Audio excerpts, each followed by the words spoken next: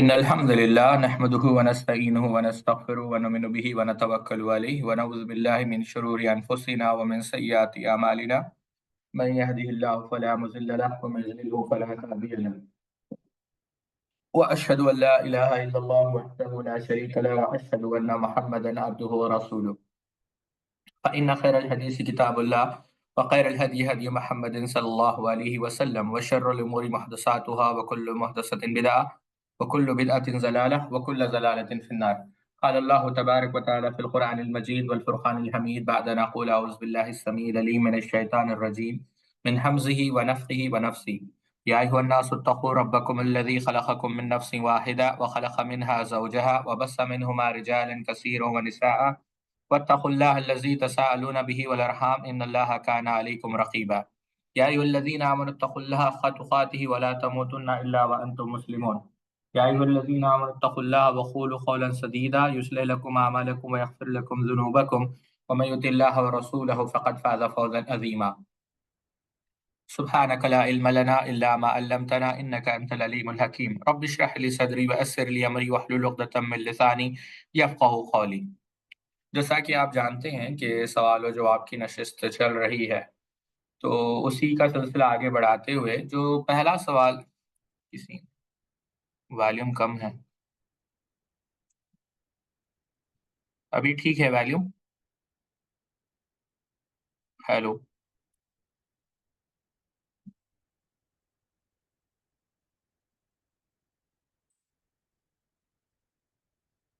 یہ جو لین ہے، آپ اپنا جو صحیح نام ہے وہ رکھ لیں تاکہ اٹینڈنس ہمیں سیو کرنے میں آسانی ہو.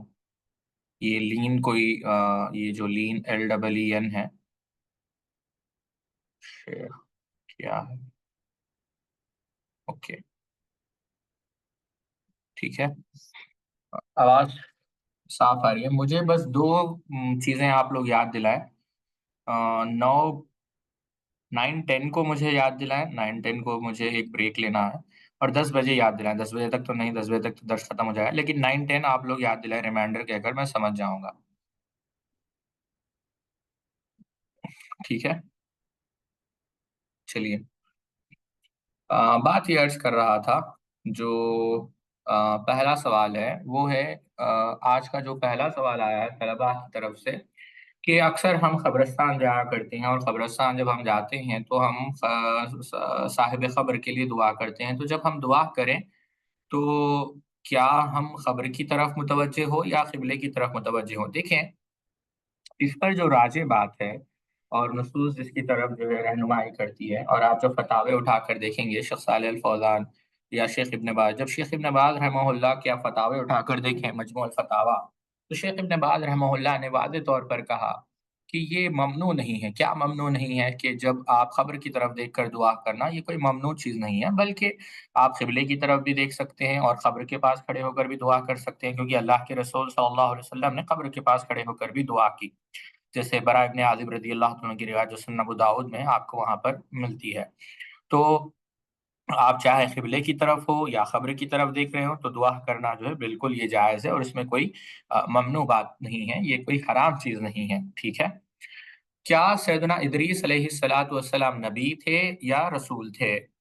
دیکھیں، اس میں جو سیدنا ادریس علیہ الصلاۃ والسلام کا ہے، پہلا حصہ انہوں نے یہ کہا کہ ہم نے سیدنا دانیال علیہ الصلاۃ والسلام کی زندگی کے متعلق آپ کا ایک یوٹیوب کا کلپ سنا، اور اسی سے متعلق ہمارا یہ بھی سوال ہے کہ کیا سیدنا ادریس علیہ الصلاۃ والسلام بھی نبی تھے یا رسول تھے؟ دیکھیے، پہلی چیز تو یہ ہے کہ سیدنا ادریس علیہ الصلاۃ والسلام کے متعلق اختلاف ہے.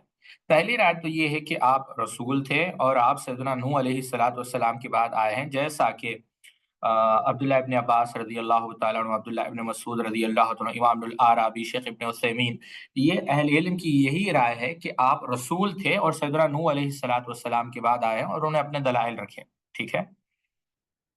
دوسری رائے جو بعض علماء کی ہے، جیسے امام ابن کثیر کی ہے، امام قسطلانی کی ہے، امام مالکی کی ہے، امام ادبی المالکی کی، انہوں نے یہ کہا کہ سیدنا ادریس علیہ الصلاۃ والسلام رسول نہیں تھے، نبی تھے. ٹھیک ہے. وہ کیا تھے؟ رسول نہیں تھے، نبی تھے. اور یہ سیدنا نوح علیہ الصلوۃ والسلام سے پہلے آئے تھے، جیسا کہ سیدنا نوح علیہ الصلوۃ والسلام سے پہلے سیدنا آدم علیہ الصلوۃ والسلام آئے تھے۔ یہاں پر بعض ذہن نشین کرنے کے لیے طلباء کو یہ بات یاد رکھنی چاہیے کہ پہلے نبی آدم علیہ الصلوۃ والسلام ہے، اور پہلے رسول سیدنا نوح علیہ الصلوۃ والسلام ہے۔ اور نبی اور رسول میں جو فرق ہے بنیادی طور پر اگر آپ سمجھنا چاہیں تو یہ سمجھیں کہ رسول جو ہے عموماً نئی تعلیمات لے کر آتے ہیں، اور جو نبی ہوتے ہیں وہ تعلیمات کیا کہتے ہیں، وہ جو تعلیمات صاحب کتاب سمجھیں، یہ جو نبی ہوتے ہیں وہ صاحب کتاب نہیں ہوتے، جو رسول ہوتے ہیں وہ صاحب کتاب ہوتے ہیں، ایک نئی شریعت ان کے پاس دی جاتی ہے۔ اور بھی متعدد فروق ابن تیمیہ نے عقیدہ واسطیہ کے اندر بیان کیے ہیں، لیکن ہمارا وہ مقصد نہیں۔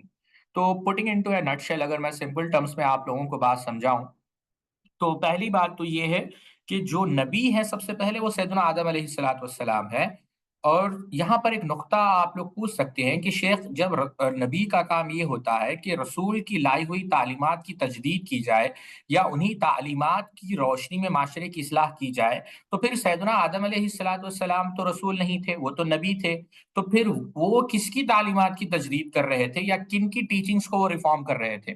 شیخ عبد المحسن العباد حفظہ اللہ اربعین نوویہ کی شرح کرتے ہوئے فرماتے ہیں فَإِمَّا يَأْتِيَنَّكُم مِّنِّي هُدًى فَمَن تَبِعَ هُدَايَ فَلَا خَوْفٌ عَلَيْهِمْ وَلَا هُمْ يَحْزَنُونَ کہ فَإِمَّا يَأْتِيَنَّكُم مِّنِّي هُدًى کہ اللہ تعالیٰ نے ہدایت بھیجی سیدنا آدم علیہ الصلوۃ والسلام کو، اور وہ اسی ہدایت کی روشنی میں واعظ و نصیحت اور اپنی زندگی کو گزارتے رہے۔ ٹھیک ہے، یہ نقطہ امید کہ آپ لوگوں کو سمجھ میں آیا ہوگا۔ دوسری طرف اس بات کو بھی سامنے رکھیں، دو چیزیں ہیں، پہلے رسول کون ہیں؟ سیدنا نوح علیہ الصلوۃ والسلام، اور پہلے نبی سیدنا آدم علیہ الصلوۃ والسلام۔ تو اب گفتگو چل رہی تھی سیدنا ادریس علیہ الصلوۃ والسلام کے متعلق، تو پہلی رائے یہ ہے کہ سیدنا ادریس علیہ الصلوۃ والسلام کیا تھے؟ سیدنا ادریس علیہ الصلوۃ والسلام رسول تھے، اور آپ سیدنا نوح کے بعد آئے۔ دوسری رائے یہ ہے کہ سیدنا ادریس علیہ الصلوۃ والسلام نبی تھے، اور آپ سیدنا نوح علیہ الصلوۃ والسلام سے پہلے آئے نہ کہ بعد میں۔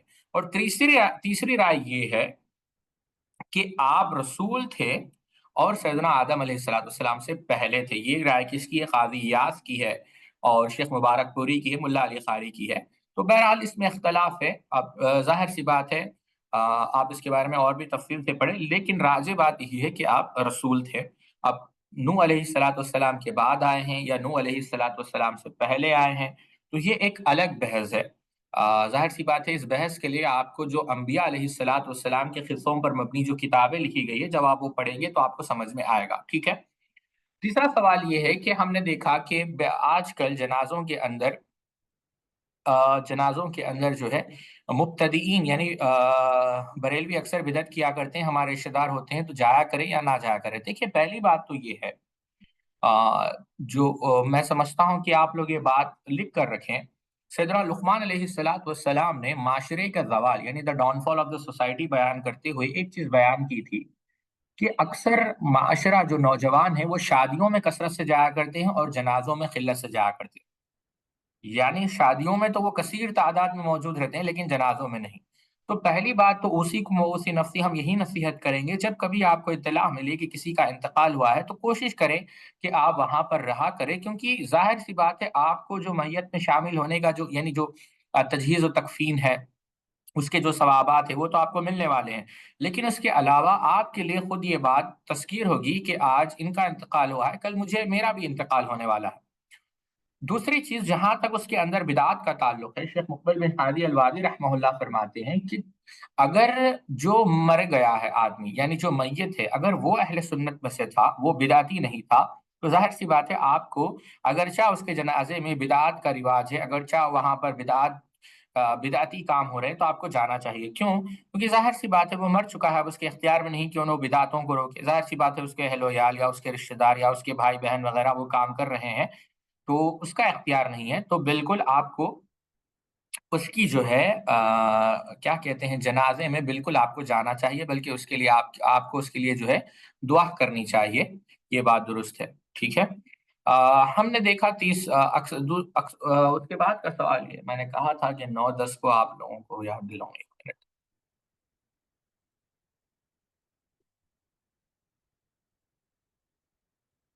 جی، تو پہلی چیز تو یہ ہے کہ ڈیٹیل پیج بعد میں چلیے 9:40 تو ہاں بریلویوں کو اکثر ہم یہ سوال آیا ہے کہ اکثر ہم بریلویوں کو دیکھتے ہیں کہ وہ جب قبرستان میں جایا کرتے ہیں تو اپنے چپل کو جوتوں کو اتار کر جایا کرتے ہیں، کیا ایسا کرنا درست ہے؟ دیکھیے پہلی بات تو یہ ہے، چاہے بریلوی ہو، دیوبندی ہو، جماعت اسلامی ہو، ہمارا قاعدہ یہ نہیں کہ جو وہ جو بھی کرے اس کا ہم الٹا کریں، نہیں۔ ہمارا منہج یہ ہے کہ ہم یہ دیکھیں گے کہ آیا یہ بات دلائل سے ثابت ہے یا نہیں، یہ اصل چیز ہے، ٹھیک ہے؟ جہاں تک بات ہے قبر کے اندر جو ہے کیا کہتے ہیں بغیر چپل کے جانے کی یا بغیر سینڈل پہنے شوز پہنے، تو آپ اس حدیث کو سامنے رکھیں جس کے امام ابو داؤد رحمۃ اللہ علیہ نے سنن کے اندر نقل کیا کہ اللہ کے رسول صلی اللہ علیہ وسلم نے ایک صحابی جو بشیر ابن الخطافیہ رضی اللہ عنہ سے روایت ہے کہ ایک دفعہ میں اللہ کے رسول صلی اللہ علیہ وسلم کے ساتھ چل رہا تھا اور ہم نے دیکھا کہ ایک آدمی جو ہے شوز پہنے ہوئے چپل پہنے ہوئے وہ خبروں کے درمیان چل رہا ہے، تو آپ صلی اللہ علیہ وسلم نے کیا کہا کہ تم اپنے جوتوں کو اتار دو۔ تو جب اس نے دیکھا فوراً، جب دیکھا کہ یہ کون کہہ رہے ہیں تو اس نے دیکھا کہ یہ آواز اللہ کے رسول صلی اللہ علیہ وسلم کی طرف سے آ رہے ہیں، فوراً اس نے جوتے اتار دیے اور پھینک دیے۔ تو یہ حدیث ہے، تو ظاہر سی بات ہے اس حدیث کی روشنی میں آپ جب فقہا کا کلام پڑھیں گے، مثال کے طور پر امام نے قدامہ المقدسی رحمہ اللہ المغنی کے اندر بیان کرتے ہیں کہ مستحب ہے کہ آپ جو ہے قبرستان میں جب چلیں تو ظاہر سی بات ہے آپ شوز نہ پہنیں۔ لیکن یہاں پر ایک نقطہ میں آپ کو بتانا چاہوں گا اور اس کو بھی آپ لوگ ذہن میں رکھیں کہ شیخ ابن عثیمین رحمہ اللہ فرماتے ہیں لیکن جب کبھی آپ کو اندیشہ ہو، ظاہر سی بات ہے آج کل کے جو قبرستان ہیں، خاص کر جو ہندوستان کے قبرستان ہے، ظاہر سی بات ہے وہاں پر جھاڑ ہوتے ہیں، کانٹے ہوتے ہیں، بسا اوقات اگر آپ صحرا میں چلے جائیں، مثال کے طور پر ریگستانی جو علاقہ ہے وہ قبرستان کافی گرم ہوتے ہیں یا پھر ایسے پتھر نوکیلے ہوتے ہیں جو چبھتے ہیں، ان حالات میں آپ کے لیے کوئی حرج کی بات نہیں ہے، آپ چپل پہن کر بھی چل سکتے ہیں، تو یہ اصل چیز ہے۔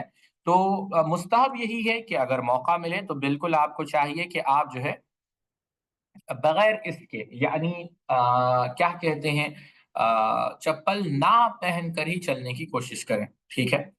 آپ نے پہلی نشست میں یہ کہا کہ مدینے میں جو ہے مرنے کی فضیلت ہے، تو اس کا کیا معنی ہے؟ دیکھیں پہلی بات تو یہ ہے کہ آیا مدینے میں جو دفن ہونا ہے یہ حدیث کو آپ دیکھیں، سیدنا عبداللہ ابن عمر رضی اللہ تعالیٰ عنہ بیان کرتے ہیں کہ اللہ کے رسول صلی اللہ علیہ وسلم نے فرمایا کہ جو کوئی بھی یعنی یوں سمجھے آپ کوشش کر سکتا ہے، جد و جہد کر سکتا ہے مدینہ میں مرنے کی، تو اسے چاہیے کہ وہ مدینہ میں مرے، کیونکہ میں ان کے لیے سفارش کروں گا قیامت کے دن۔ اس حدیث کو امام ترمذی نے، امام نسائی نے، بہت سارے محدثین نے نقل کیا، بلکہ شیخ البانی نے صحیحہ کے اندر بھی نقل کیا۔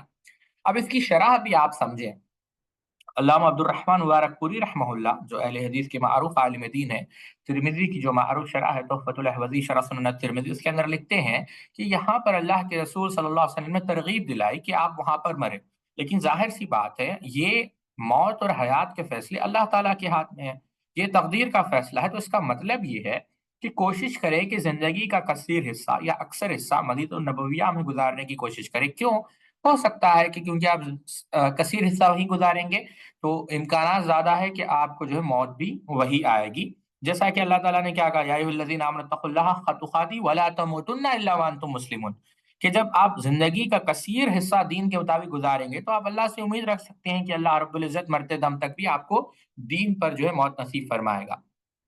تو یہ ہے، تو اب یہاں پر یہ ایک مسئلہ اور ایک بھی میں آپ کو بتانا چاہوں گا کہ بسا اوقات یہ بھی دیکھیں کہ بعض خوش قسمت لوگ، اللہ رب العزت ہم سب کو ایسی خوش قسمتی نصیب فرمائے، وہ مرتے تو ہیں ہندوستان میں، وہ مرتے تو ہیں پاکستان میں، لیکن اللہ رب العزت ان کے لیے ایسے انتظامات کر دیتا ہے کہ ان کی لاش کو ہندوستان سے، پاکستان سے لے جا کر کہاں دفن کیا جاتا ہے؟ مدینہ میں۔ ایسے لوگ بھی کیا کہتے ہیں سفارش کے مستحق بنتے ہیں۔ علامہ احسان اللہ ظہیر رحمہ اللہ کو آپ دیکھیں، آپ پر جو حملہ ہوا وہ پاکستان میں ہوا، لیکن آپ کو جو دفن کیا گیا وہ مدینہ میں۔ ابن الحاج رحمہ اللہ فیض القدیر کے اندر بیان کرتے ہیں کہ ایسے لوگ بھی جو ہے ظاہر سی بات سفارش کے جو ہے مستحق ہوں گے۔ اور خود صحابہ میں آپ دیکھیں، سیدنا عمر رضی اللہ عنہ دعا کرتے تھے، خود صحیح بخاری کے اندر ہے کہ اللہ مجھے شہادت دے، لیکن مجھے شہادت تیرے رسول کے شہر یعنی اللہ کے رسول صلی اللہ علیہ وسلم کا مدینہ مسجد النبویہ کے اندر جو ہے مجھے موت دے۔ اس سے یہ بھی بات پتا چلی کہ آپ کو دعا کرنی چاہیے کہ اللہ تعالیٰ آپ کو جو ہے مدینہ کے اندر موت نصیب فرمائے۔ बल्कि इमाम इमाम मालिक रहमतुल्लाह अलैह अपने मुअत्ता के अंदर नकल करते हैं कि दो सहाबा सैयदना साद बिन अबी वक़ास और सैयदना सईद इब्न ज़ैद, जब उनका इंतकाल हुआ तो उनकी लाशों को मदीना को लाया गया और वहां पर उनको दफन किया गया। ठीक है। तो बहरहाल और भी बहुत सारी तफसील है, लेकिन अगर इख्तिसार से हम कहें, बल्कि शेख इब्न बाज रहमतुल्लाह ने यहाँ तक कहा कि मदीना में कितनी भी सख्ती हो, मिसाल के तौर पर बाद लोगों के लिए आसान नहीं होता। अब मिसाल के तौर पर वहां पर रहने का इंतजाम हो, वहां पर खाने पीने का इंतजाम हो, लेकिन वो सब्र करते हैं, दीन पर साबित कदम रहते हैं। तो ये वजूहात होती है दीन पर सब्र करने की, यानी अच्छे लोगों के साथ रहने के लिए जो जिद्दोजहद की जाती है, इस वजह से अल्लाह रब्बुल इज्जत क़यामत के दिन इनको अल्लाह ताला अल्लाह के रसूल सल्लल्लाहु अलैहि वसल्लम की जो है शफाअत नसीब फरमाएगा। ये इसका माना है, वल्लाहु आलम बिस्सवाब। जहां तक अगला सवाल है कि क्या जिन्नात को जो है ये काफी सारे सवालात को फिल्टर किया गया, क्या जिन्नात के ऊपर लान तान, बिल्कुल भी नहीं, जिन्नात के ऊपर लानत भेजने का कोई मकसद नहीं। अल्लाह के रसूल सल्लल्लाहु अलैहि वसल्लम ने क्या कहा? अल्लाह के रसूल सल्लल्लाहु अलैहि वसल्लम ने क्या कहा कि आप बिस्मिल्लाह कहें, आप ये शैतान के ऊपर लानत ना भेजें, बल्कि अगर आप शैतान पर लानत भेज देंगे शैतान और मजबूत हो जाएगा। तो आप बिस्मिल्लाह कहें, अल्लाह रब्बुल इज़्ज़त का ज़िक्र करें, जैसे इमाम अबू दाऊद रहमतुल्लाहि अलैह ने सुनन अबू दाऊद के अंदर इस हदीस को नकल किया है। ठीक है। शैतान क्या खाता है? ज़ाहिर सी बात है शैतान क्या खाता है क्या नहीं, वो आप शैतान से पूछें। लेकिन इख्तिसार से उसका जवाब ये है, जैसा कि आपने बार बार उस हदीस को सुना भी होगा कि अल्लाह शैतान ने अल्लाह ताला से पूछा कि तूने अपनी हर मखलूक को जो है खाना दिया है, हर मखलूक को रिज़्क़ दिया है, मैं भी तो तेरी मखलूक हूँ, मुझे भी खाना दे। तो अल्लाह ताला ने कहा कि जिस खाने पर मेरा नाम ना लिया जाए वो तुम्हारा खाना होगा। ये हदीस है, बल्कि शेख अलबानी ने अस्सहिहा के अंदर इस हदीस को अंदर सही करार दिया है। इसकी जो असल है वो अबू नुअयम रहमतुल्लाहि अलैह ने हिलतुल औलिया के अंदर बयान की है। तो बहरहाल वो खाना जिस पर अल्लाह रब्बुल इज़्ज़त का यानी यस्तहिल्लु ताम, यूँ समझे, यानी वो खाना हलाल हो जाता है शैतान के लिए, जिसकी हदीस के अंदर आता है ला यज़्कुरु इस्मल्लाह, यानी अल्लाह रब्बुल इज़्ज़त का नाम उस पर ना लिया जाए। बल्कि शेख अल्लाहु अकबर, इमाम नववी रहमतुल्लाह बयान करते हैं कि हकीकी माना है, यानी शैतान वाक़ई में जिस तरह हम खाना खाते हैं वो भी खाना खाता है। तो ज़ाहिर सी बात है शैतान का वो खाना होता है। ठीक है। एक सवाल, ये काफी दिलचस्प सवाल है। बाज लोग कहते हैं कि हमारे पास दीन की दावत नहीं पहुंची, या वो लोग जो जंगलात में रहते हैं उनके साथ क्या होगा? देखिए, इन लोगों को अहलुल फतरा कहते हैं। अहलुल फतरा, मैं यहाँ पर लफ्ज लिख देता हूँ ताकि आप लोगों को भी याद रहे।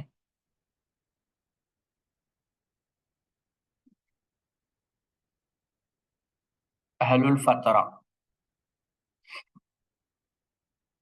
अहलुल फतरा उन लोगों को कहते हैं जिनके पास दीन की दावत नहीं पहुंची, या फिर ये समझे कि वो दो नबियों के दरमियान आए हैं जब कोई नबी नहीं था। ठीक है, ये अहलुल फतरा कहते हैं। अब देखें, इसमें मुताद्दिद जवाबात दिए गए हैं। एक हदीस जिसको इमाम ने हिब्बान रहमतुल्लाहि अलैह ने अपनी सही में और इमाम तबरानी ने अपनी मौजमुल कबीर के अंदर नकल की है, वो हदीस को आप सामने रखें। जाहिर सी बात है उस हदीस पर बात उलमा ने कलाम किया है, लेकिन ये हदीस जो है बिल्कुल जो है साबित है।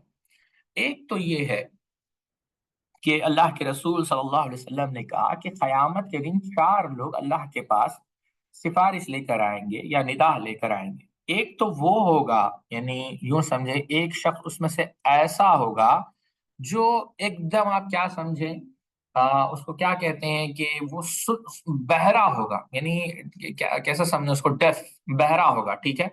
दूसरा वो शख्स होगा जो मजनून होगा। तीसरा वो शख्स होगा जो मुकम्मल बूढ़ा हो चुका होगा। और चौथा वो शख्स होगा जिसके पास कोई रसूल या नबी नहीं आया होगा। ठीक है। तो बहरा कहेगा, "ऐ अल्लाह, इस्लाम आया मेरे पास लेकिन मैं सुन नहीं सकता था, तो पैगाम मैं समझा ही नहीं क्योंकि मैं सुनने वाला नहीं था।" मजनून कहेगा, इस्लाम मेरे पास आया लेकिन बच्चे जो है मुझे मेरे ऊपर जो है गिलाजत फेंकते रहे, पत्थर मारते रहे, यानी मैं मजनून था, दीवाना था। और बूढ़ा कहेगा, इस्लाम जो है आया मेरे पास लेकिन जब तक मैं होश खो बैठा था मैं कुछ समझने के काबिल नहीं था। और ये लोग जिनके पास कोई रसूल या नबी नहीं आया वो कहेंगे कि तेरा रसूल कोई नबी नहीं आया। तो उस वक्त उनसे अहद व पैमान लिया जाएगा कि क्या अगर कोई रसूल और नबी आता तो क्या तुम उनकी इत्तेबा करते? तो हाँ, बिल्कुल इत्तेबा करते। तो उनको हुक्म दिया जाएगा कि तुम आग में कूदो। अल्लाह के रसूल सल्लल्लाहु अलैहि वसल्लम ने कहा, वल्लज़ी नफ़्सी मुहम्मदन बियदिही, उस जात की कसम जिसके कब्ज़े कुदरत में मोहम्मद की जान है, अगर वो आग में सल्लल्लाहु अलैहि वसल्लम अगर वो आग में कूद जाएंगे तो नारकूनी बरदम व सलाम अला इब्राहिम, की जिस तरह इब्राहिम पर आग ठंडी हो गई, उस तरीके से जो है इन लोगों पर जो है आग ठंडी हो जाएगी, और ये आफियत की दलील होगी। यानी ये कहाँ जाएंगे हकीकत में? जन्नत में दाखिल हो जाएंगे। तो जाहिर सी बात है, हमें इसके बारे में परेशान होने की कोई जरूरत नहीं। अल्लाह रब्बुल इज्जत अपने बंदों पर जुल्म नहीं करता। इस पर तफसील से आप देखना चाहें, बाज उलमा ने, यहाँ पर एक तलबा के लिए मैं बताना चाहूंगा, बाज उलमा ने, जैसे कि इमाम अब्दुल बर रहमतुल्लाहि अलैह ने, बहुत बड़े हाफिज मगरिब इब्न अब्दुल बर को कहा जाता है, हाफिज मशरिक खतीब बगदादी को कहा जाता है। इमाम अब्दुल बर, अल्लाह अकबर, इतनी बड़ी शख्सियत है कि इंसान की अक्ल हैरत में गिर जाए। अत-तमहीद लिमा फिल मुअत्ता मिन अल मानी वल असानीद, उनकी जो शरह है, अल इस्तिस्कार, बहरहाल बहुत सारी किताबें आपने लिखी और बड़ी ही अजीम किताबें आपने लिखी। इमाम अब्दुल बर रहमतुल्लाह अलैह कहते हैं कि वो इस हदीस पर कलाम करते हुए, बल्कि इस हदीस का इनकार करते हुए लिखते हैं, इनकार तो नहीं, कलाम मैं कहूंगा, कहते हैं कि आखिरत का जो दिन है वो यौमुल जजा है, ना कि इम्तिहान वाला दिन। तो ये हदीस का उन्होंने इनकार कर दिया, या आप यूं समझे ये हदीस को उन्होंने यूं समझे इसकी ये इसको इस मानों में उन्होंने ज़ईफ करार दिया कि क़यामत के दिन तो हिसाब व किताब कैसे होगा? ये तो हिसाब व किताब है, ये तो इम्तिहान है, इम्तिहान की जगह तो दुनिया है। समझ रहे हैं आप मेरी बात? अल्लामा ने तैमिया रहमतुल्लाहि अलैह ने इसका जवाब दिया, बल्कि अल्लामा ने क़य्यिम रहमतुल्लाहि अलैह ने 19 जवाबात इस सवाल के दिए।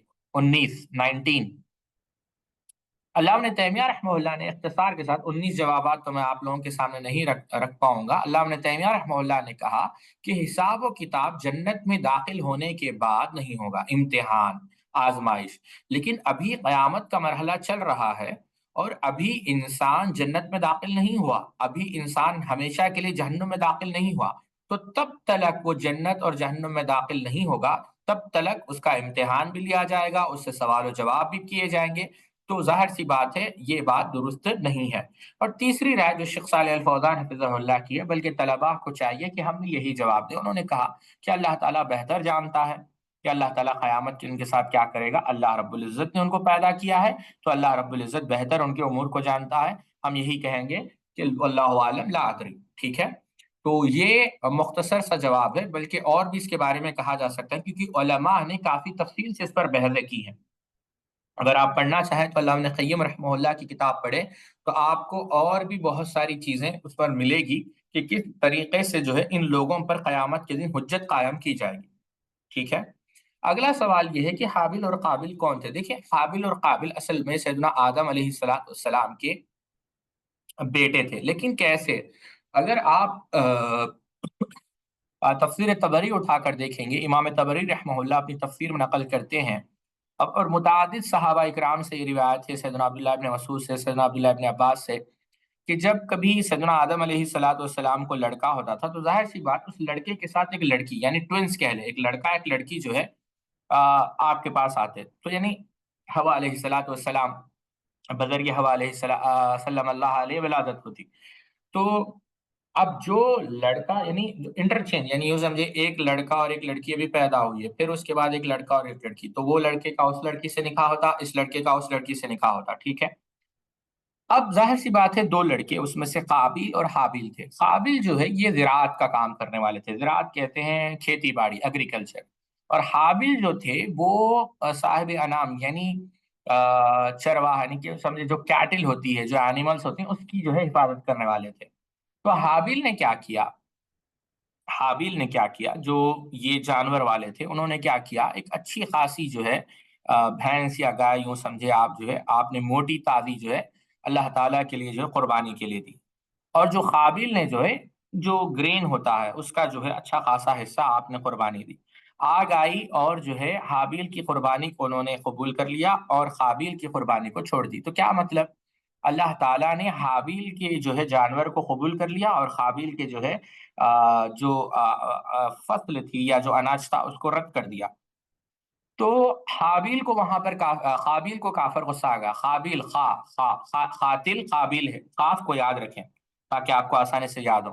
قابیل کافی ناراض ہوئے اور انہوں نے کہا کہ میں تمہیں ختم کر دوں گا، اور حابیل نے کہا انما یتقبل اللہ من المتقین، کہ اللہ رب العزت متقین کی جو ہے کیا کرتا ہے، اعمال کو قبول کرتا ہے۔ یعنی اللہ رب العزت لا ینال اللہ لحومها ولا دماؤها ولکن ینال التقوی منکم، اللہ تعالیٰ کے پاس نہ خون پہنچتا ہے نہ مال پہنچتا ہے، اللہ تعالیٰ کے پاس دلوں کا تقوی پہنچتا ہے۔ اگلا سوال یہ آیا ہے کہ بعض لوگوں سے ہمیں خواب آتے ہیں اور ہم اس خواب کی تعبیر جاننا چاہتے ہیں، اور ہم بسا اوقات لوگوں کو خواب پوچھتے ہیں لیکن وہ عجیب و غریب معنی بیان کرتے ہیں، بلکہ بعض ٹی وی پر پروگرامز بھی آتے ہیں تو وہاں پر ای میل لکھ کر ان سے خواب کی تعبیر پوچھنا کیسا ہے؟ پہلی بات تو یہ ہے، یہ جو علم ہے یہ علم نبوت ہے۔ خواب کی تعویل الاحادیث، سورہ یوسف کی تفسیر آپ پڑھیں گے تو آپ کو وہاں پر مفسرین کے لطیف نکات ملیں گے۔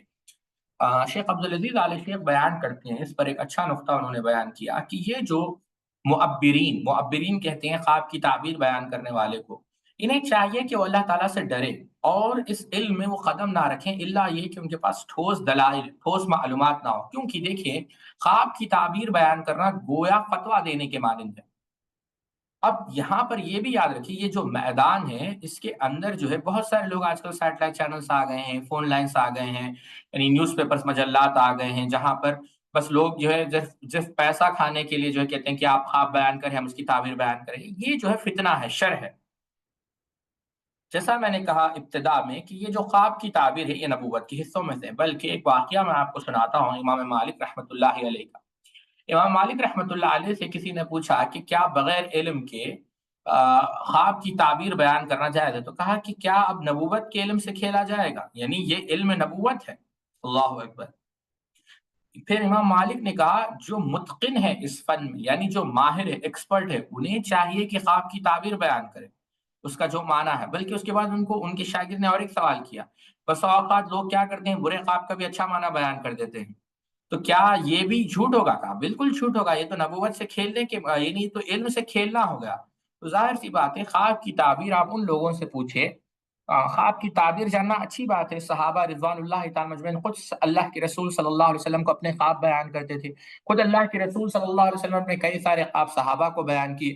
تو خواب بیان کرنا یہ ایک بڑی اچھی چیز ہے، اس میں کوئی جو ہے بری بات نہیں۔ آپ کو خواب آیا اور آپ جاننا چاہتے ہیں کہ خواب کا معنی کیا ہے، مطلب کیا ہے، مفہوم کیا ہے، اشارہ کیا ہے، کس بات کی طرف جو ہے تنبیہ کی جا رہی ہے، کس بات کی بشارت دی جا رہی ہے۔ لیکن ضروری یہ ہے کہ آپ یہ دیکھیں کہ یہ کس سے پوچھا جا رہا ہے، یعنی علم والوں سے یا جاہلوں سے۔ ٹھیک ہے۔ اگلا سوال یہ آیا ہے کہ حدیث کے اندر دجال کا خروج یہودیوں سے ہوگا یا خوارج سے؟ دیکھیں دونوں حدیثیں صحیح ہیں، اور اس کا جو اہل علم نے اس کے درمیان جو تطبیق دی ہے، پہلے دو حدیثوں کو آپ سامنے رکھیں۔ ایک تو حدیث جس کی امام احمد بن حنبل علیہ الرحمٰ نے مسند کے اندر نقل کیا کہ اللہ کے رسول صلی اللہ علیہ وسلم نے کہا کہ مشرق سے بعض لوگ نکلیں گے جو قرآن پڑھیں گے لیکن قرآن ان کے حلق سے نہیں اترے گا، وہ دین سے اس طرح خارج ہو جائیں گے جس طرح تیر کمان سے خارج ہو جاتی ہے۔ اللہ کے رسول نے بار بار یہ کہا، بلکہ یہ کہا کہ اسی گروہ میں یعنی خوارج میں سے دجال جو ہے خروج کرے گا، دجال وہاں سے جو ہے نکلے گا۔ یہ امام احمد نے نقل کیا ہے، اور امام احمد نے ایک اور حدیث نقل کی سیدنا انس بن مالک رضی اللہ عنہ سے، جو دجال جو ہے اصفہان کے جو یہودی ہے وہاں سے جو ہے دجال نکلے گا۔ اصفہان کہاں ہے جانتے ہیں آپ لوگ؟ ایران میں ہے، ایران میں۔ وہاں سے جو ہے، تو سمجھے آپ، یہ جو روافض ہے وہ یہی یہودیت کا چربہ ہے، یہ شیعہ۔ تو دجال جو ہے یہودیوں کے اصفہان سے، وہاں سے وہ نکلے گا، اور اس کے ساتھ 70,000 جو ہے کون ہوں گے؟ 70,000 یہودی ہوں گے۔ تو اس میں کوئی تضاد نہیں ہے۔ پہلا جو دجال نکلے گا، جو اس کا پہلا خروج ہوگا وہ یہود سے ہوگا، یہود کے علاقے سے، یعنی ایران سے وہ نکلے گا۔ اور پھر جب مسلمانوں کو پتہ چلے گا کہ یہ دجال خروج ہو چکا ہے، جب وہ کہاں سے نکلے گا؟ وہ شام اور عراق سے نکلے گا۔ یعنی پہلا خروج اصفہان سے ہوگا اور دوسرا خروج کہاں سے ہوگا؟ شام اور عراق سے۔ ٹھیک ہے۔ یہ ایک چیز ہے۔ قیامت کے دن کہا جاتا ہے کہ قیامت کے دن ہمیں حشر کے میدان میں اٹھایا جائے گا۔ تو کیسے اٹھایا جائے گا؟ ظاہر سی بات ہے، ہمارا ایمان ہے کہ اللہ رب العزت اٹھائے گا، اور کیسے اٹھائے گا؟ ان الذین کفروا بآیاتنا سوف نصلیہم نارا کلما نضجت جلودہم بدلناہم جلودا غیرہم لیذوقوا العذاب۔ अल्लाह रब्बुल इज़्ज़त ने वाज़ेह कहा कि कुफ़ार को आते हैं सवालात, मुसलमानों को ऐसे सवालात नहीं आने चाहिए। अल्लाह रब्बुल इज़्ज़त यहाँ पर आ, बताने से पहले पहली बार, अगर आप अक़ीदे का जो मारूफ क़सीदा है या नज़्म है, क्या नाम है उसका जो मारूफ है, लामिया, हाँ, उसकी एक शरह लिखी है शेख मोहम्मद बाजमाल अल तोहफ़तुल आलिया अला मंज़ूमतिल लामिया। उसके अंदर उन्होंने बड़ी लतीफ़ बहस की है इस मसले पर। पहला तो देखिए, फ़लसफ़ी जो है वो ये बहस करते हैं, जैसे अली इब्न सीना है, अली इब्न सीना जो मारूफ फ़लसफ़ी गुज़रे हैं, वो ये कहते हैं कि क़यामत के दिन सिर्फ़ रूह उठाई जाएगी और जिस्म उठाया नहीं जाएगा। ऐसे लोग काफ़िर हैं। ऐसे लोग मुसलमान नहीं हैं जो ये कहते हैं कि क़यामत के दिन सिर्फ़ रूह, जो रूहों को, अरवाह, रूह की जमा है अरवाह, अरवाह को उठाया जाएगा और ना कि जिस्म को। बाद लोग ये कहते हैं कि जिस्मों को उठाया जाएगा लेकिन रूह को नहीं। ये ज़ाहिर-सी बात है, ये भी गुमराही है। बाद ने ये भी कहा कि रूह को उठाया जाएगा लेकिन दूसरे जो है जिस्मों में उनको दाखिल किया जाएगा। ये भी एक जो है बिदअती अमल है। सही बात क्या है कि अल्लाह रब्बुल इज़्ज़त हमारे जिस्मों के साथ और हमारी रूह, यानी रूह को जिस्म के अंदर दाखिल कर अल्लाह रब्बुल इज़्ज़त क़यामत के दिन हमको उठाएगा। यही अहले सुन्नत वल जमात का जो है अक़ीदा है। ठीक है? बहुत सारे लोग नहीं जानते। मिसाल के तौर पर, मैं बात से बात मुझे याद आ गई, बस समझाने के लिए अर्ज़ कर रहा हूँ। हम में से कितने ऐसे लोग हैं जो अपने बच्चों को स्कूल्स को भेजते हैं और बुनियादी तौर पर लॉ ऑफ कंज़र्वेशन के नाम पर ये पढ़ा देते हैं कि matter is neither created nor destroyed but can be transformed from one form to another form. पढ़ा है नहीं आप लोगों ने? आप लोगों से पूछ रहा हूँ मैं। ये जो उमूमन पढ़ाया जाता है कि matter can neither be created not destroyed but can be transformed from one form to another form. ज़ाहिर-सी बात है, यही जो है शिर्क है। यही जो है शिर्क है, और ये मैं अपनी तरफ से नहीं कह रहा हूँ। आप फतावे उठाकर देखें। एक मिसाल मैं देता चलूँ। आप मिसाल के तौर पर जो शरह उसूल सित्ता है, शेख सालेह अल फौज़ान की उठाकर देख लें। वाज़ेह तौर पर उन्होंने कहा ये नेचरियों का, यानी जो नेचुरलिस्ट है, जैसे सर सैयद अहमद खान साहब थे, उनका ये अकीदा है। हम नहीं कहते कि ये जो है मैटर नीदर क्रिएटेड नॉट, नहीं, हम कहते हैं कि मैटर वाज़ क्रिएटेड, अल्लाह के अलावा हर चीज़ मखलूक है। यही तो हमारा अकीदा है। अगर आप ये कह रहे हैं कि अल्लाह के अलावा भी कोई चीज़ गैर मखलूक है, तो ज़ाहिर-सी बात है यही तो शिर्क है। आप अल्लाह ताला की ज़ात में किसी और को शरीक कर रहे हैं। तो ये चीज़ें हैं, कुल्लु मन अलैहा फ़ान व यब्क़ा वजहु रब्बिका ज़ुल जलाली वल इकराम। हर चीज़ फबिअय्यि आलाइ रब्बिकुमा तुकज़्ज़िबान कमा वरदा फ़ी सूरतिर रहमान। आप देखें तो ऐसी चीज़ें जो है जो पढ़ाई जाती हैं, देखना चाहिए कि आया इन चीज़ों की हकीकत भी है या नहीं। समझ रहे हैं आप मेरी बात? तो बातें तो बहुत सारी हैं, लेकिन अगले सवाल पर बढ़ते हैं। सैयदना ख़िज़र अलैहिस्सलातु वस्सलाम ने जिसको कत्ल किया था, क्या वो शख्स मुसलमान था या काफ़िर था? सही मुस्लिम की वाज़ेह हदीस है कि जिस नौजवान को कत्ल किया गया, जो गुलाम को जो कत्ल किया गया, क़ाल अक़तल्त नफ़्सन ज़किय्यतन बिग़ैरि नफ़्स, वो काफ़िर था। वो काफ़िर था। यही बात हदीस के अंदर आई है। बल्कि शेखुल इस्लाम इब्न तैमिया ने वाज़ेह तौर पर लिखा कि लौह महफूज़ में लिख दिया गया था कि ये काफ़िर है। यही वजह है अल्लाह रब्बुल इज़्ज़त ने सैयदना ख़िज़र को हुक्म दिया कि उसको क्या कर दिया जाए? क़त्ल कर दिया जाए। और यही बात इमाम शौकानी ने भी फ़थुल क़दीर के अंदर बयान की कि अल्लाह ताला के इल्म से, दिए हुए इल्म से ये बात पता लग गई कि ये बच्चा जब बालिग़ होगा तो वो काफ़िर बन जाएगा, और इसके काफ़िर की वजह से इसकी वालिदैन भी जो है गुमराह हो जाएँगे, बल्कि गुमराह होकर कुफ्र तक पहुँच जाएँगे। इस वजह से इजाज़त दी गई सैयदना ख़िज़र अलैहिस्सलातु वस्सलाम को इसको कत्ल कर दिया जाए। ठीक है? तो बहरहाल ये जो है इख्तिसार के साथ वाक़या है कि वो जो शख्स था वो क्या था? काफ़िर था।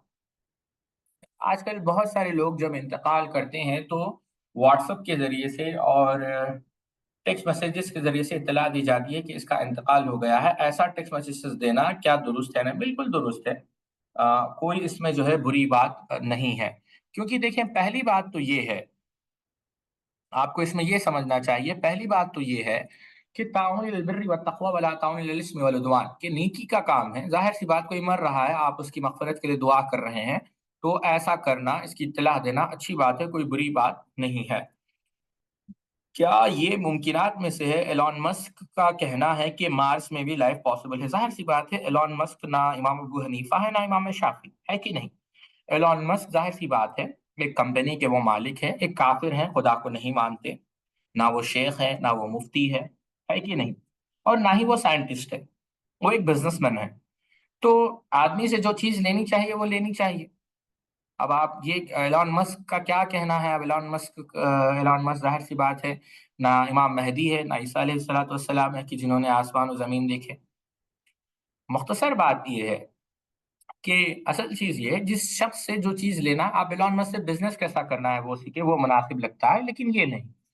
تو جہاں تک یہ سوال ہے تو ہاں، اس کے متعلق بعض علماء کہتے ہیں، میں نے خود شیخ ظفر سے اس کے متعلق پوچھا. اہل علم کے دو آراء ہے اس میں. ایک تو آ، جو سورہ طلاق کی آیت ہے، سورہ طلاق، ہو سکتا ہے سورہ طلاق نہ ہو، لیکن جہاں تک بات ہے سورہ طلاق کی ہی آیت ہے کہ اللہ تعالیٰ نے کہا اللہ الذی خلق سبع سماوات ومن الارض مثلهن يتنزل الامر بینهما لتعلموا ان اللہ على كل شيء قدیر وان اللہ قد احاط به كل شيء علما. کہ اس میں یہ ہے کہ اللہ تعالیٰ نے یہ کہا کہ ہم نے 7 آسمان اور 7 زمین پیدا کیے، ومثلهن، ارضی مثلهن یعنی اس کے مثال، یعنی ایک اثر یعنی رپورٹ کہہ لے، اسٹیٹمنٹ ملتا ہے عبداللہ ابن عباس رضی اللہ تعالیٰ عنہ کا، کہ جس میں یہ ہے کہ عبداللہ ابن عباس رضی اللہ عنہ کہا کہ جس طرح 7 آسمان ہیں 7 زمین ہے، ہر آسمان کے اندر ایسی مخلوق ہے، زمین کے اندر پھر الگ مخلوق ہے. اس کا ترجمہ بھی میں نہیں کرنا چاہوں گا کیونکہ ظاہر سی بات ہے کافی کنفیوز ہو جائیں گے آپ لوگ. لیکن ڈھونڈ لیں، ترجمہ مل جائے گا آپ کو. اس کے متعلق علماء کا بہت اختلاف ہے، بلکہ متعدد جو ہے کتابیں لکھی گئی. ہم نے جب شیخ ظفر کو اس کے بارے میں پوچھا، شیخ ظفر نے کہا کہ وہ پہلی بات تو اثر ہے اور وہ ضعیف ہے. ٹھیک ہے. تو شیخ عثیمین رحمہ اللہ نے یہ کہا کہ آ، یہ کہنا کہ حیات یعنی زندگی اس دنیا کے علاوہ اور بھی جو ہے کائنات کے کسی خطے میں جو ہے یوں سمجھے امکان ہے، پاسبلٹی ہے، یہ قرآن مجید کی آیتوں کے خلاف ہے. شیخ عثیمین کی یہ رائے ہے. تو ظاہر سی بات ہے اب اس کے متعلق اللہ ہی بہتر جانتا ہے کہ دوسرے خطوں میں کیا کہتے ہیں، زندگی ہے یا نہیں ہے، یعنی ادر پلانٹس. ہم اس کے بارے میں زیادہ نہیں کہہ سکتے. یہ سوال کافی اچھا ہے، اللہ تعالیٰ جزائے خیر دے جس نے بھی یہ سوال کیا ہے. کیا اللہ تعالیٰ نے پچھلے نبیوں سے عربی میں ہی گفتگو کی یا عربی کے علاوہ بھی گفتگو کی؟ سبحان اللہ، بہت اچھا سوال آپ نے کیا ہے، اللہ تعالیٰ آپ کو جزائے خیر دے. یہاں پر ایک بات یاد رکھیں، اللہ رب العزت نے ہر قوم کو بھیجا، ایسی قوم کے بعد جب بھیجا تو ظاہر سی بات ہے وہ قوم کی زبان بھی سمجھتے تھے. وما ارسلنا من رسول الا بلسان قومه، جیسا اللہ تعالیٰ نے سورہ ابراہیم میں کہا کہ ہم نے کسی رسول کو نہیں بھیجا الا یہ کہ بلسان قومه، اس قوم کی زبان کو وہ جانتے ہو. سمجھے؟ اللہ رب العزت نے قرآن میں سیدنا موسیٰ علیہ الصلوۃ والسلام کے متعلق کیا کہا؟ وَكَلَّمَ اللَّهُ مُوسَىٰ تَكْلِيمًا، اللہ نے موسیٰ علیہ الصلوۃ والسلام سے کلام کیا. تو اللہ رب العزت، ظاہر سی بات ہے سیدنا موسیٰ علیہ الصلوۃ والسلام کی زبان عربی تھی یا نہیں تھی؟ عربی نہیں تھی. تو اللہ رب العزت انبیاء علیہ الصلوۃ والسلام سے اسی زبان میں گفتگو کرتا، زبان سے مراد لینگویج، اسی زبان سے گفتگو کرتا جس زبان کو انبیاء علیہ الصلوۃ والسلام سمجھتے تھے. یہ صرف عربی کے ساتھ خاص نہیں. ٹھیک ہے. یہ جو ہے اگلا نقطہ ہے. اس کے بعد ایک اور قضا اور قدر میں کیا فرق ہے؟ دیکھیں، آپ جب آرکیٹیکٹ کو یا ایک اسٹرکچرل ڈیزائن انجینئر کو آپ گھر کا پلان دیتے ہیں تو وہ کیا کرتا ہے؟ ڈیزائن ڈال کر آپ کو بتاتا ہے کہ یہ آپ کے گھر کا ڈھانچہ ہونے والا ہے، اور اسی ڈھانچے کے مطابق جو ہے آپ کا جو ہے گھر جو ہے بننا شروع ہو جاتا ہے. یعنی first there is a structure and then there is execution. اس اسٹرکچر کے مطابق تو دیر از خزا اینڈ دیر از خدر. خزا چیز لکھی گئی ہے، خدر اس لکھی گئی چیز کے مطابق زندگی اب گزرتی ہے. اسے کہتے ہیں خزا و قدر. سمجھ گئے آپ میری بات؟ امام نووی رحمۃ اللہ علیہ نے اور بعض علماء نے یہ بھی کہا ہے کہ قضا اور قدر یہ اصل میں جو ہے ایک ہی ہے، یعنی یہ ہم معنی ہے، یعنی یہ ایک ساتھ آتے ہیں. اس میں کوئی جو ہے کیا کہتے ہیں، یہ کوئی الگ چیز نہیں ہے. لیکن اگر آپ مثال سے سمجھنا چاہیں تو قضا اور قدر کا یہ معنی ہے. ٹھیک ہے. اچھا، کیا ویدر فور کاسٹ سننا वेदर फोरकास्ट पढ़ना, इससे क्या अकीदे पर असर पड़ता है? क्योंकि गैब तो सिर्फ अल्लाह ताला जानता है। नहीं, इससे इससे जो है गैब पर असर नहीं पड़ता, क्योंकि देखें जाहिर सी बात है, इसको अगर आप मिसाल से समझें तो ये जो वेदर प्रेडिक्शन होता है, ये एक क्या कहते हैं उसको, बादल को देखकर, बाद असरात को देखकर, और अब आप जानते हैं बहुत सारी दफा वो गलत भी होता है। ठीक है। अब देखें, आप कोई बीमार है, डॉक्टर कहता है कि भाई 2-3 दिन में ये मर जाएगा, तो पूरे आसार को देखकर डॉक्टर के कहने पर आप ईमान नहीं लाते कि 2-3 दिन में वो मरेगा, लेकिन आप एहतियात करते हैं। तो वेदर फोरकास्ट पर जाहिर सी बात है, वेदर फोरकास्ट पढ़ने से इंसान मुशरिक नहीं होता, ये बात को याद रखें। ये है, हाँ, अलबत्ता ये है कि बिल्कुल उस पर एतमाद करना, ये समझना कि वेदर फोरकास्ट आ गया, हाँ बारिश होगी ही होगी, तो जाहिर सी बात है ये चीज़ जो है काफ़ी गलत है। तो ये मुख्तसर सवालात थे, और भी सवालात हैं इंशाल्लाह, लेकिन 40 मिनट हो चुके हैं।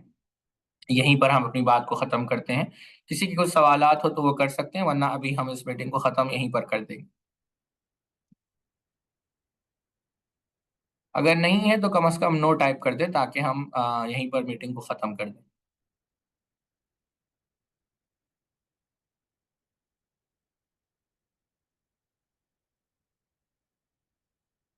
अगर आप लोगों के सवालात नहीं हैं तो नो टाइप करने के लिए कहा है मैंने आप लोगों को। सुब्हानकल्लाहुम्मा व बिहम्दिका अशहदु अल्ला इलाहा इल्ला अंता अस्तगफिरुका व अतूबु इलैक।